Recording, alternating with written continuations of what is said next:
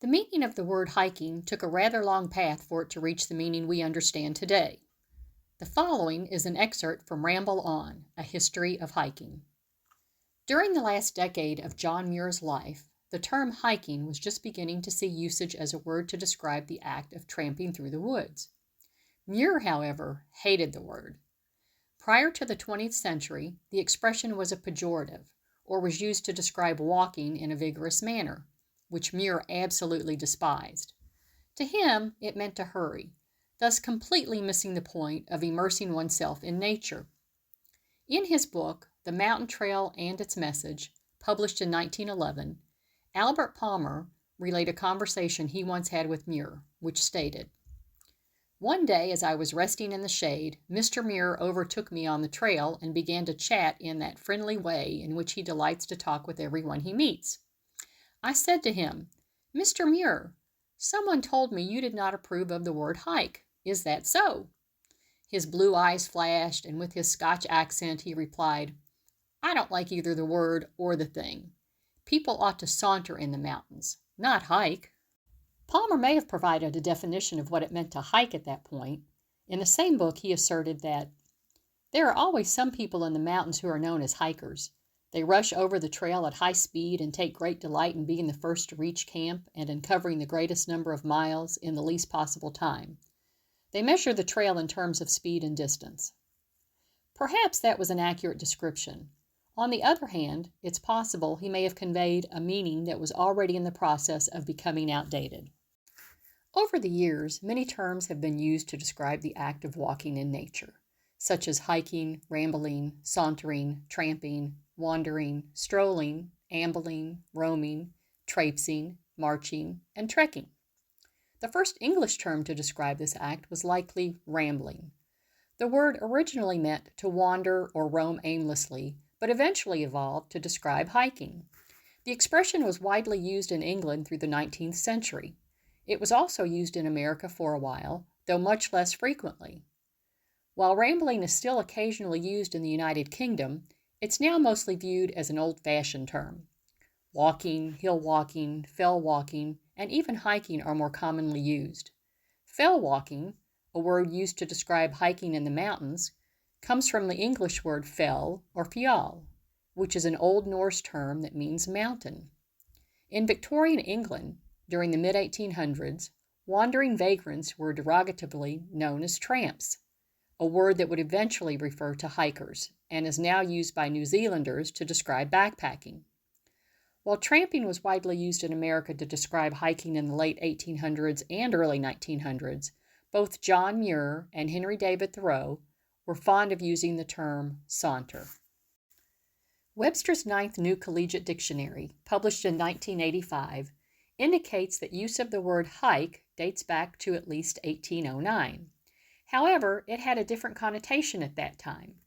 It was originally meant to move, pull, or raise with a sudden motion, or to travel by any means. The dictionary indicates that by 1865 the word had adopted a new meaning, which they defined as a long walk especially for pleasure or exercise. Etymonline.com claims that hike comes from the English term hike, which was spelled with a Y, which meant to walk vigorously. The website notes that this word also dates back to 1809. They also quote a definition of the term from the 1830 edition of the Vocabulary of East Anglia, to go away. It is generally used in a contemptuous sense, example, come, hike, i.e., take yourself off, be gone. Slang and its analogues past and present, published in 1893, define the oldest meaning of the word as to move about, also to carry off, to arrest. A newer definition from 1811 was updated to mean to hike off, to run away.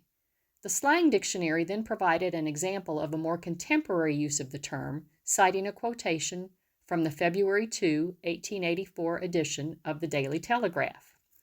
"We three, not having any regular homes, nor a steady job of work to stick to, hike about for a living, and we live in the cellar of an empty house."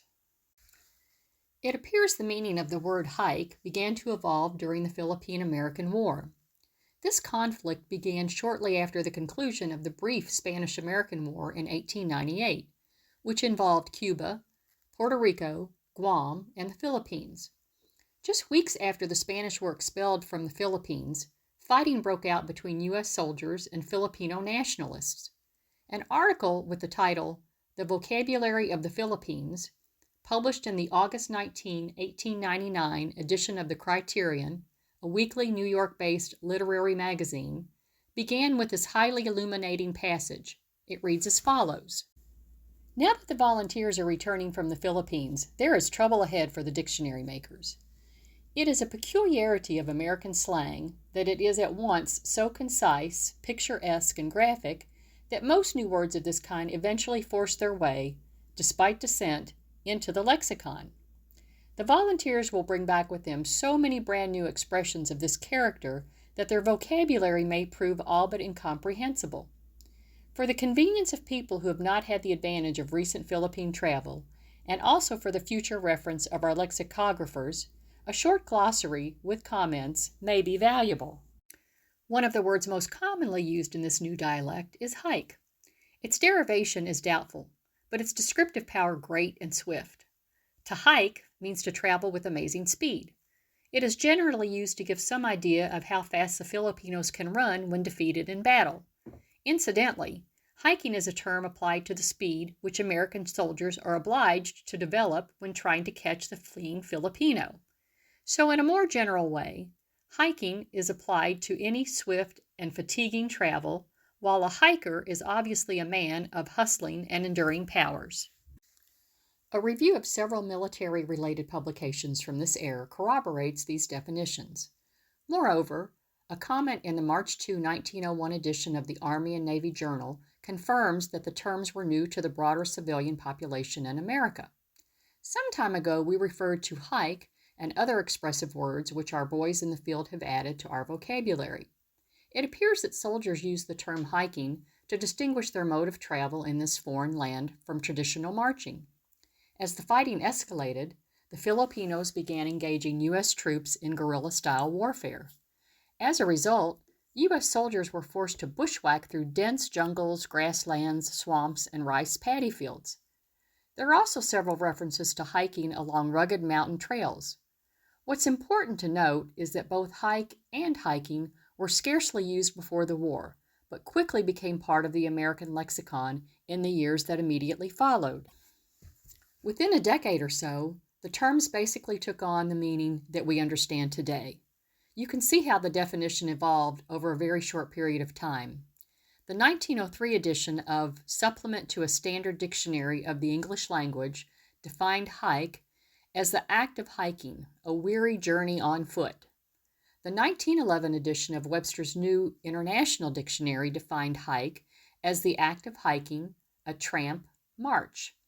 More importantly, within a few years of the conclusion of the war, references to hiking began to appear in several outdoor publications for the first time.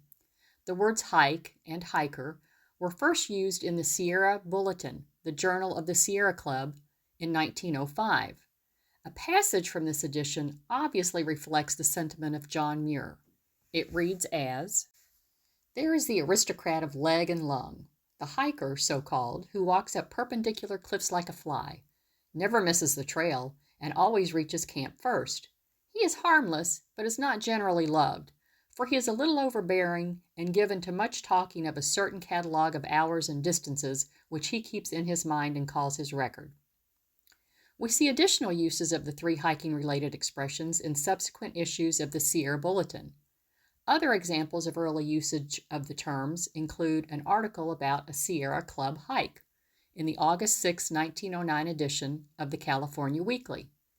One of the earliest uses of the phrase hiking boots appeared in an advertisement in the 1912 edition of the Mountaineer, the Journal of the Mountaineers Club out of Seattle. The October 1911 edition of the American Boy, the October 1912 edition of Boy's Life, and the Boy Scouts Hike Book from 1913 are all sprinkled with several references to hiking. Prior to 1910, most hiking clubs used the word mountain or alpine in their name. However, in that year, the Wanderlusters Hiking Club out of Washington, D.C., became the first organization to use hiking in a club name. The word hiking appears to have been adopted along the West Coast first, where it began to evolve into the meaning we understand today. The term and its related expressions were most likely introduced by veterans returning from the war in the Philippines. Indeed, the majority of troops returning from the Philippines passed through San Francisco, not far from the Sierra Club's original headquarters. It's fairly easy to speculate that the terms were likely introduced to the local population, and then members of the hiking community began borrowing them to describe the types of excursions they were taking in the nearby mountains. From the West Coast, the expressions spread across the rest of the country, which may have been the result of West Coast clubs sharing articles and correspondence with other clubs. As the 20th century progressed, the expressions Thoreau and Muir preferred to use have mostly faded from the American lexicon. Nearly everyone in North America now uses the word hiking. I hope you enjoyed this excerpt. For more information on Ramble On, A History of Hiking, please see the links below.